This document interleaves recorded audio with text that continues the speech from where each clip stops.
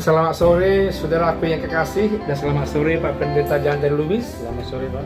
Jumpa kita di Siraman Kalbu sore Senin tanggal 13 hari ini. Sebelum kita melanjutkan beberapa menit ke depan, mari kita bersatu dalam doa. Bapa di sorga, sumber berkat yang senantiasa merangkul kehidupan kami, yang senantiasa mencerahi kami agar kami berkata-kata berbahasa baik yang menyegarkan kalbu pikiran di sesama kami, di sekitar kami. Berfirmanlah Engkau Tuhan, supaya kami memperoleh bekal kalbu kami. Dalam nama Yesus kami berdoa, amin. Sebelum kita menggali beberapa jawaban pertanyaan dari Pak Pendeta Lubis, mari kita baca firman Tuhan dari Ibrani pasal 2 ayat 1 sampai ayat yang keempat. Dikatakan firman Tuhan demikian: keselamatan yang besar.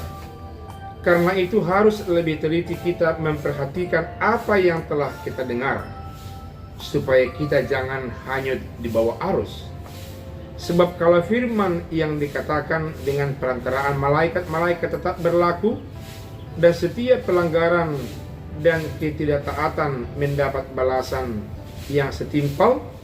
Diteruskan Pak Lubis ayat 3 dengan ayat 4. Bagaimanakah kita akan luput jikalau kita menyia-nyiakan keselamatan yang sebesar itu, yang mula-mula diberitakan oleh Tuhan dan oleh mereka yang telah mendengarnya kepada kita dengan cara yang dapat dipercayai, sedangkan Allah meneguhkan kesaksian mereka oleh tanda-tanda dan mujizat-mujizat, dan oleh berbagai-bagai pernyataan kekuasaan dan karunia Roh Kudus yang dibagi-bagikannya menurut kehendaknya.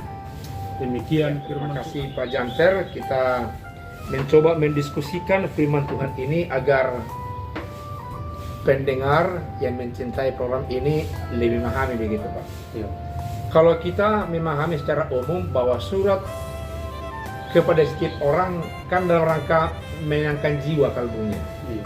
termasuk dalam konteks surat Ibrani ini, karena banyak orang Yahudi yang terdiaspora, terpencar-pencar, dan kelompok-kelompok baik kecil baik besar, dan mereka dianggap sebagai pendatang perantau yang miskin, tapi juga mereka memiliki penderitaan yang berpangkat dua: ditekan, dikejar, disiksa dengan yang lain.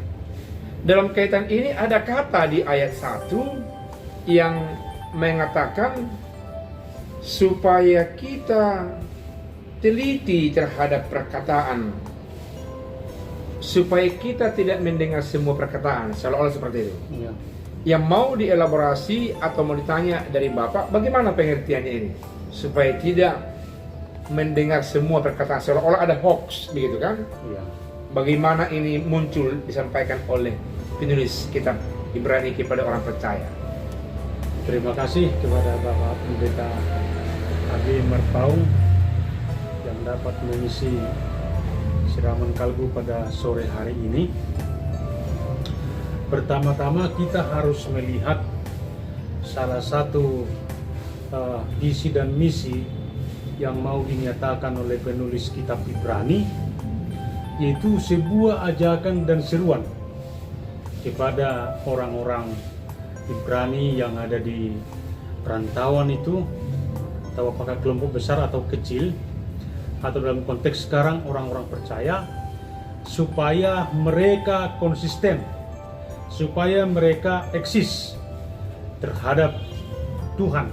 Jangan murtad maksudnya Pak? Ya, di dalam panggilan, kesaksian, persekutuan, dan komunikasi mereka. Itulah kalau kita melihat di ayat yang ketiga dikatakan dalam ajakan itu berbunyi, janganlah mengabaikan, janganlah menyia-nyiakan keselamatan yang besar daripada Tuhan. Mengapa dikatakan demikian? Tapi sebelumnya kata menyia-nyiakan di situ harus kita artikan Berarti supaya engkau jangan tidak memperhatikan, supaya engkau tidak menghidupinya, supaya engkau tidak mempertahankannya lagi. Itu dalam menghadapi situasi kondisi kehidupan yang begitu keras. yang keras yang dihadapi oleh orang-orang Ibrani pada saat itu. Maka dalam situasi itu, penulis Ibrani mengajak, menyerukan, janganlah abaikan keselamatanmu.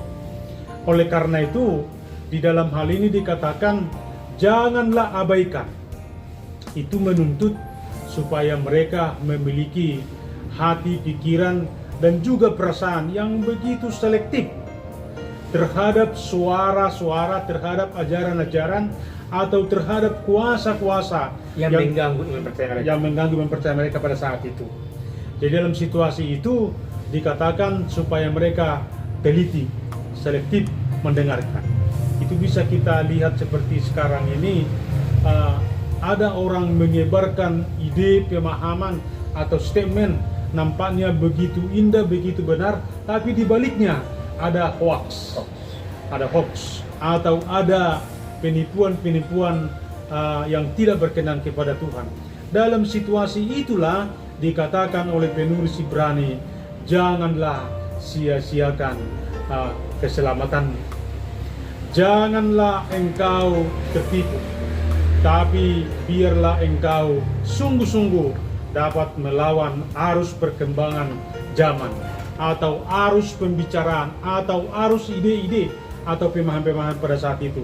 Tapi biarlah mereka di tengah-tengah situasi yang demikian, dikatakan pada saat ini, janganlah sia-siakan keselamatanmu. Janganlah terikut-ikut, janganlah terbawa arus. Karena memang kita ketahui perkembangan zaman ini sering membuat hati kita terpikat dan pikiran kita, sehingga sering mengabaikan iman, kepercayaan kita tengah-tengah kehidupan kita. Bahkan sekarang ini tidak jarang kita lihat orang meninggalkan imannya, menjual imannya hanya karena berebutan dengan kuasa atau keindahan atau hal-hal yang kita lihat di tengah-tengah dunia ini yang sangat mendesak orang-orang percaya. Menderita karena materi. Iya, Menderita karena jabatan. benar Pak, benar. Menderita karena kebutuhan Iya. jasmani dengan yang lain, yang harus setara dengan yang lain. Itu artinya bahwasanya yang katakanlah percaya kepada Tuhan Yesus tidak mesti selamanya sejahtera dalam fisik atau materi daging ini. Sehingga harus lebih teliti mendengarkan berita, ajaran Ya. dengan yang lain, Ya. supaya jangan mengganggu pikiran mereka. Yang kedua, harus tetap konsisten Ya. dengan apa yang mereka imani, Amin. walaupun mereka orang kecil dan pendatang di Ibrani. Iya, iya. Ya, terima kasih Pak Lubis. Barangkali ada satu lagi hal yang menarik di dalam ayat yang terakhir, Pak. Ayat yang keempat dikatakan Allah meneguhkan kesaksian. Iya. Tentunya ada orang bersaksi tahu dalam saat itu. Iya. Dan siapa ini? Allah meneguhkan kesaksian mereka, kesaksian yang mengobarkan Injil barangkali begitu. Nah, kalau begitu berarti ada juga dong yang kuat, ada juga dong yang berjuang begitu ya? Atau bagaimana sebenarnya sebagai yang sudah menggumuli pemantik dari bahasan kita ini? Iya. Jadi sebenarnya penulis Ibrani mau memaparkan seperti ini. Jika ajakan tadi janganlah menyia-nyiakan keselamatan yang besar daripada Tuhan. Hal itu mau dinyatakan oleh penulis Ibrani. Memang di zaman itu, di tengah-tengah perantauan itu, orang-orang Ibrani yang termasuk dalam komunitas kecil itu banyak menghadapi tantangan dan pergumulan yang sungguh-sungguh sulit dipahami dan diterima oleh logika dan akal pikiran sehat manusia. Tapi di dalam situasi itulah dikatakan oleh penulis Ibrani kepada orang-orang Ibrani dan juga kepada kita pada saat ini, di dalam hal mempertahankan keselamatan itu, mempertahankan kehidupan itu, mempertahankan identitas iman orang-orang percaya itu di tengah-tengah masyarakat yang pluralis atau di tengah-tengah masyarakat yang begitu sudah terpikat dengan kemajuan dan kehebatan pada saat itu, maka dikatakan di situ, yakinlah bahwa firman Tuhan tidak pernah berubah. Itu yakinlah bahwa firman Tuhan tidak pernah berubah.